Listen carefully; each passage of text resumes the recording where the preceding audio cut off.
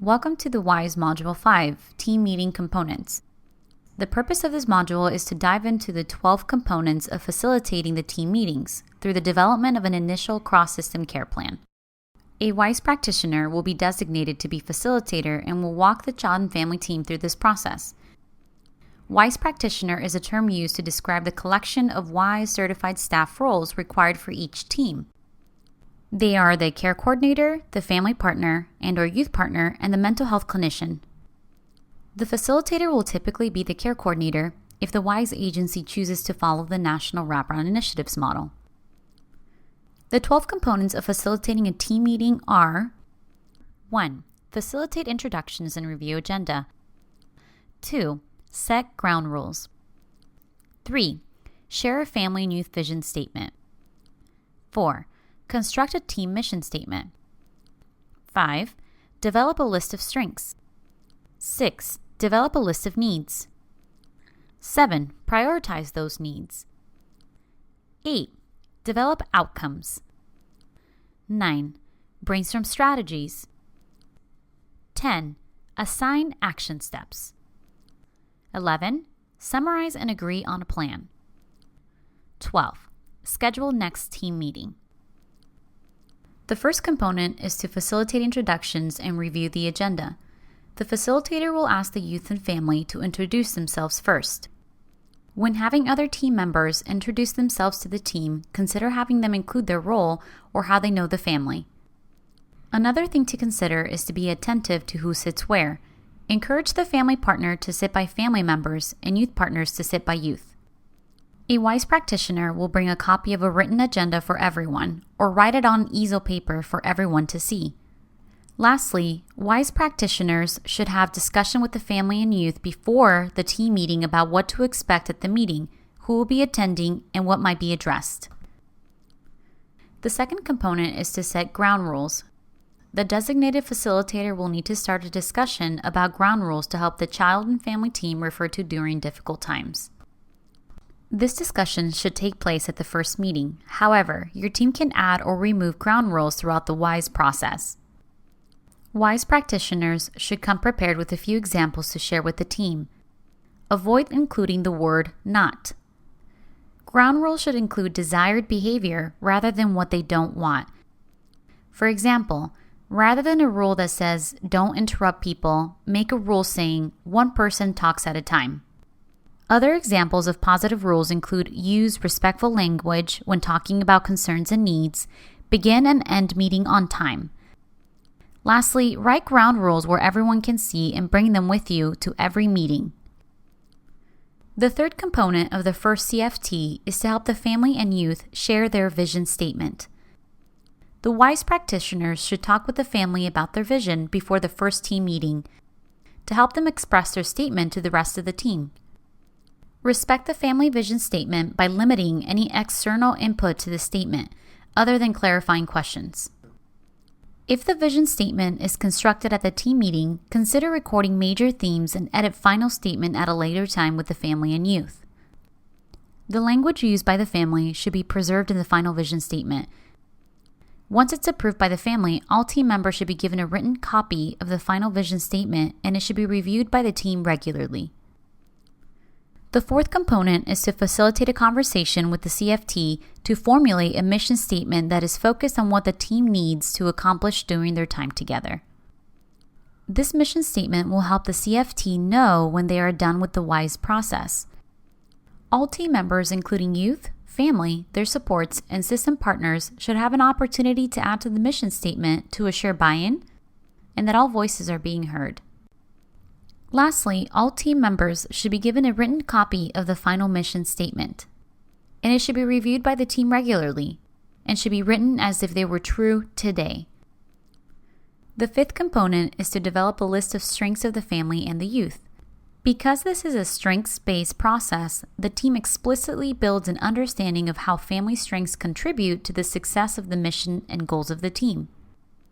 WISE practitioners should talk with the youth and family about their strengths prior to the first team meeting.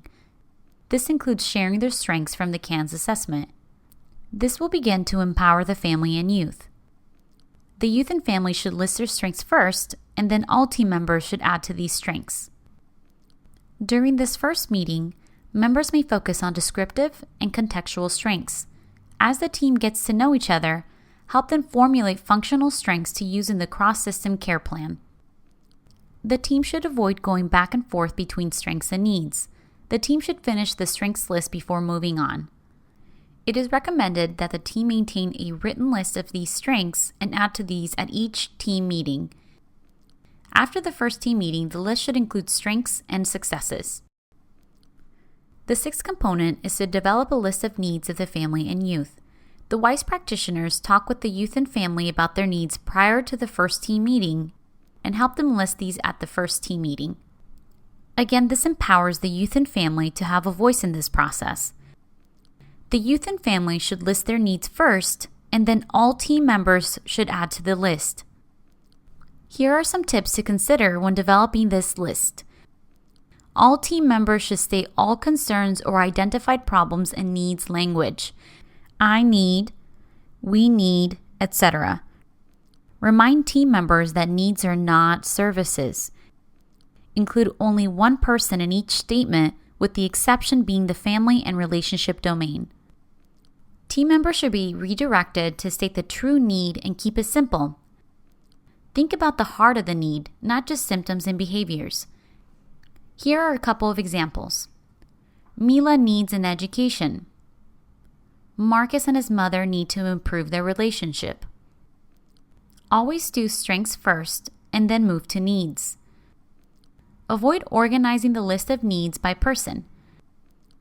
Lastly, everything on the planet is either a strength or a need, and strengths and needs are independent of each other. Now that the CFT has developed a list of needs, the seventh component is to prioritize those needs. Facilitate a discussion with the team about which needs should be prioritized to work on over the next 30, 60, and 90 days. Begin by asking the family and youth first as to what they would like to prioritize. A few things to consider when prioritizing are needs associated with a legal mandate, a CAN score of 3, or a safety concern. Generally, teams work better with 5 or less prioritized needs. Now that you've prioritized need statements, the eighth component is to develop outcome statements for each identified need. These statements will answer the what question, which is what will life look like when the need is addressed? It will reflect the team's preferred solution or end result. Make sure each statement is in the desired future state and includes the word will or is not an action step or a service, is linked to the need, stated positively, it's what we do want, not what we don't want. And lastly, is written in plain language and passes the SMART test. The SMART test stands for specific, measurable, achievable, realistic, and time limited. Specific is linked to a rate, number, percentage, or frequency. On, off, always can also be specific indicators. Measurable has a reliable process to measure progress towards the achievement of the outcome. Achievable means it can be done with a reasonable amount of effort, and realistic means the individual has the necessary skills to meet the need. And lastly, time limited. It means that the outcome statement has a date clearly defining when the need has been met.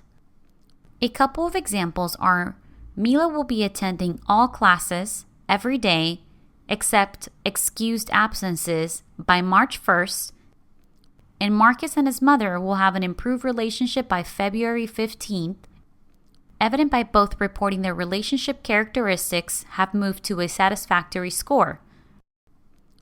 You will have more opportunity to practice need and outcome statements in the in-person WISE training.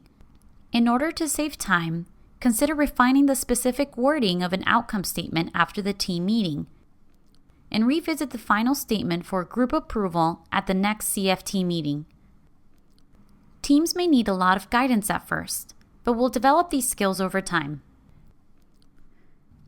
Now that the CFT has developed outcome statements, the ninth component is to brainstorm strategies. These are the approaches to support the outcome statements. They use, build upon, and integrate the strengths, and that will help achieve the outcome. First, help the CFT brainstorm at least 5 strategies that include a blend of formal and direct services, as well as informal and natural supports. There should be just as many natural and informal strategies as there are formal or direct service strategies. Ensure everyone has a chance to participate and provide ideas. Second, have the youth and family select the strategies they think would work best for them and fit within their culture. These are the strategies that will be implemented over the next 30 days. Strategies are evaluated and updated at every team meeting. Now that the team has brainstormed strategies, the 10th component is to assign action steps. These are specific tasks to implement the strategy. They answer the where and when question. Things to consider. Each strategy should include specific action steps and interventions and be assigned to a specific team member. All team members should have action steps they agree to take for the strategy that will help achieve the outcome statement and meet the need. Now that you've assigned action steps, the 11th component is to summarize and agree on the plan. In this component, a wise practitioner or wise practitioners summarize the entire plan for the team and solicit feedback about anything missing or that needs to be changed. This is when family partners and youth partners are empowering the family and youth to speak up if the finalized plan isn't meeting their needs. Once the plan has been agreed upon, the last team meeting component is to schedule the next team meeting. It is essential to schedule it while all team members are present. Therefore, if you know that a team member is planning on leaving early, consider scheduling it right at the beginning of the team meeting. Assure that it's at a time and location that meets the needs of the family and youth. Team meetings must occur at least every 30 days, but may meet more frequently than that, depending on the needs and preferences of the family and youth. Following the team meeting, the agreed-upon cross-system care plan, referred to as the CSCP, is documented and given to the team. Thank you for participating in this e-learning module on the initial team meeting components. The next WISE module is Crisis and Safety Planning.